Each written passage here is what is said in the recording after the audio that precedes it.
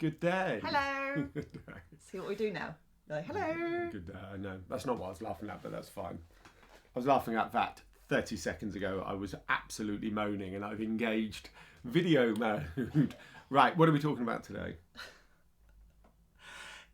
He wasn't just moaning. He was having a full-on offload. Bless him. Sometimes you need to offload, but you've literally gone into video mode. I have public video mode. Hello. I had this conversation. This is vaguely interesting. So I had this conversation with. I was applying for a job, and it was a big shop, a very big shop, and I was going to be a department manager. And the manager was. I'm trying to think of a polite way because you never know if they watch. She was different, I think is the polite phrase. Anyway, she was. We were discussing customer service and everything like that, and I'm like, "Oh no, it's not a problem." Blah blah blah blah blah. And I said, "Because I just turned it on in X Y Z." She said, "What? So it's an act for you then?" And I was like, "Well, no, it's natural because it's natural for me to be nice, but." You know, I sometimes XYZ because I'm an overthinker, oversharer, XYZ. So I'll switch it on to make sure. She was like, so what? So it's not natural for you because you have to switch it on. And luckily, there was a second person in the interview. I'm not saying I'm right, by the way. There was a second person in the interview who kind of understood what I meant and stood up for me, and which is fantastic because at that particular point, I did not know how to answer that question in that interview because fundamentally, the way my head works is. I switch it on like this. Doesn't mean I'm not happy, if that makes sense. No, there is only one Alan Braithwaite. Yeah. There's definitely one only, and we're very aware of what you are. Right. Yeah. Anyway, what do we talk? We decided we were continuing yesterday's topic of comfort zones and resilience. I finally finished Ross Edgley. I'm probably going to reference. Well, there was a very interesting end to it. Not interesting. Well, don't spoil it because I'm going to read it after you. Are you actually going to read it?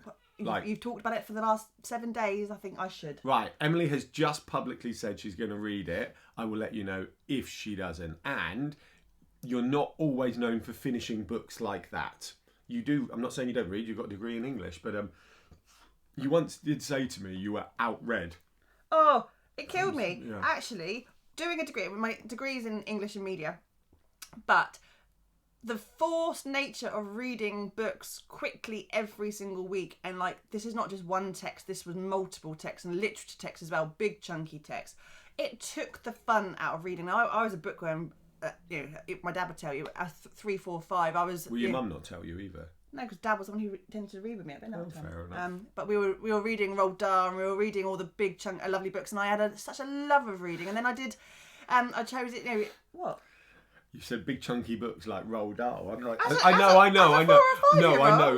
I know. It was just those two. I'm sitting there thinking Jane Eyre, and you said Roald Dahl, and I'm I think reading perspective. So no, I'm messing. And I love the fact that kids are reading. And actually, in my dad's wedding speech for our wedding, he said he was doing when they do that embarrassing my daughter this, my daughter that, and he was saying that he used to love story time in bed with me when he was reading me books, but what he loved the most was when it switched. When all of a sudden I was reading the books to him and he was just like, this just is magical. And I loved reading. And then university just kind of took the shine off because it was more, let's analyse every single text and looking at queer theory and Harry Potter. I'm like, oh, for goodness sake, it's a wizard. Come on. Someone's written a nice story. See, I think this, and when we watch films, we've gone well off topic, but hopefully loosely interesting.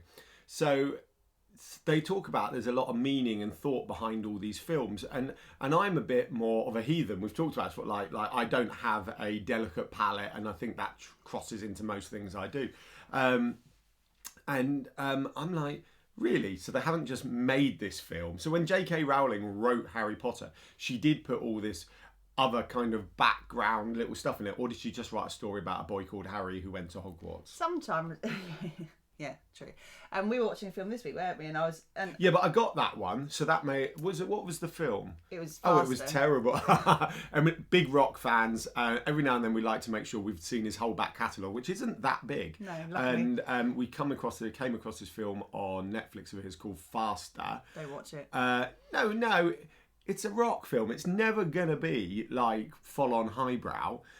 It was fine, but there was this one bit where the camera angle changed unnecessarily and the floor in the hallway looked like a chessboard, and Emily said, well, that's because... No, because that's exactly right. The reflection of the windows, and it was the shadows on the floor, and I went, it looks like a chessboard. Yeah, that's what I said. And Emily said, that's to signify neck your move in the fight between these two people. And I was like, I get that. That's a director. But interestingly, the director for Faster, that was his first action film, and I did feel... Was it his last action film? Yeah, I felt he tried to include every possible action cliche that was possible, including Rock being shot in the head twice and living twice.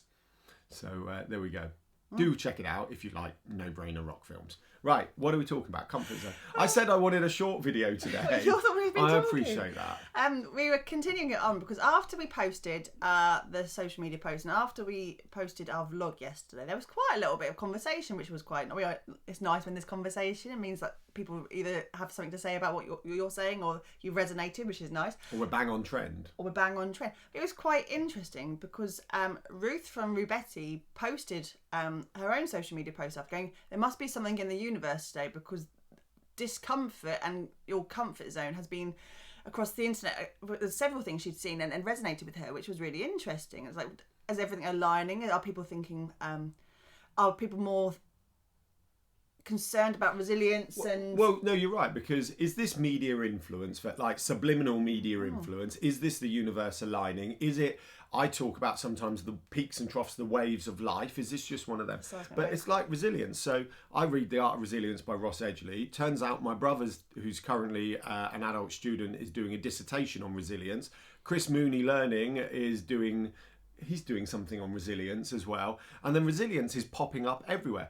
Or is it like, and the Ruth one kind of dismisses this, is it like when you go, oh, I really want a transit van, and then all you see is it object focus, or is it that way, or is it this way? So who knows? But what I like with Rubetti's post yesterday, it was really good, and it was taking on what we said about our bungee jump yesterday, and how she had done a bungee jump too, but it had taken her over an hour to do the actual jump. But it's like sitting on that edge of comfortable and discomfort, and knowing that you need to do that, but staying in your comfort zone.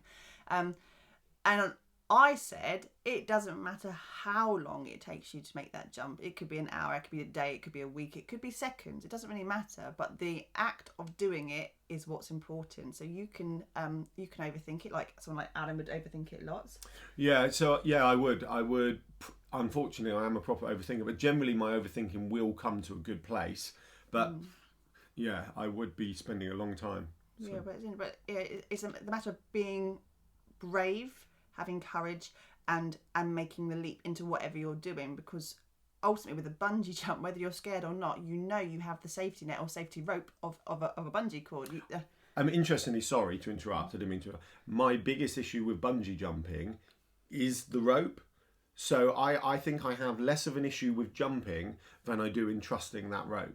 But I don't have an issue with climbing ropes and everything else. It's that specific time. It was really fun. So that same month, I did a bungee jump and a skydive, and both of which come with exactly the same level of risk and, ultimate impending doom and death, if it all goes wrong.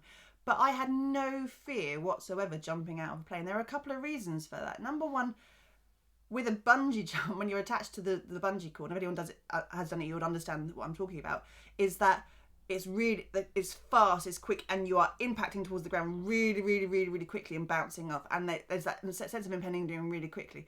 With it, when you're skydiving and you're up in the clouds and you're looking down, it looks like Legoland but beneath you, and it's a long way down, and it kind of doesn't look real.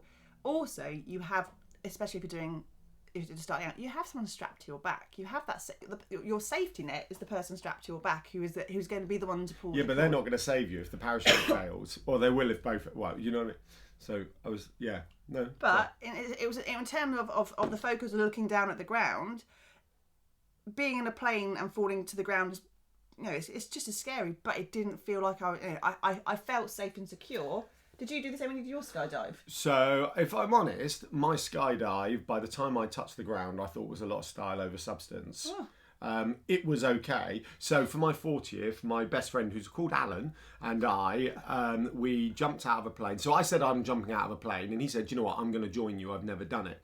And so we went and jumped out of a plane together, and then he bought me his family, sorry, not just him, his family bought me for birthday the big zip line in Wales. I have got so many people to tag today, by the way. I've got to remember all these. The big zip line in Wales, if you know that. I might share my video out. It's only 60 seconds long.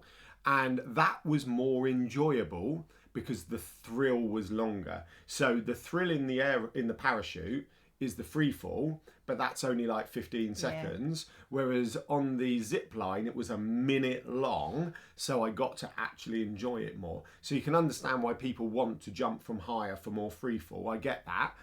Because the dangling under a parachute looking around, I was, bored's the wrong word, but I'm like, you were not. no, you were not. Hindsight. Goodness me, that's not exactly what you were The saying. thrill on the parachute was everything up to pulling the parachute for me. Everything after pulling the parachute was like, yeah, I've done it now. Oh. Whereas the zip line's the one I would go back and do again. Stop, we're talking now. Yeah.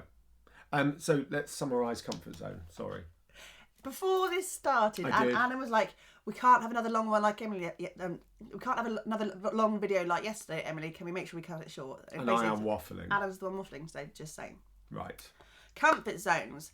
Followed on from yesterday. It doesn't matter how long it takes you to work on it. You could be getting support from a friend. You could be getting a coach. You could be working internally on how you want to get from A to B in terms of what you want to achieve. It cold be that you start just going cold turkey, pick up the phone and start recording yourself. It doesn't matter that process, but the idea is to know what you want to achieve and where you want to get to, and making baby steps. So you either can go cold turkey, you can make that jump straight away, fantastic if that's you, and there's nothing better from just doing it.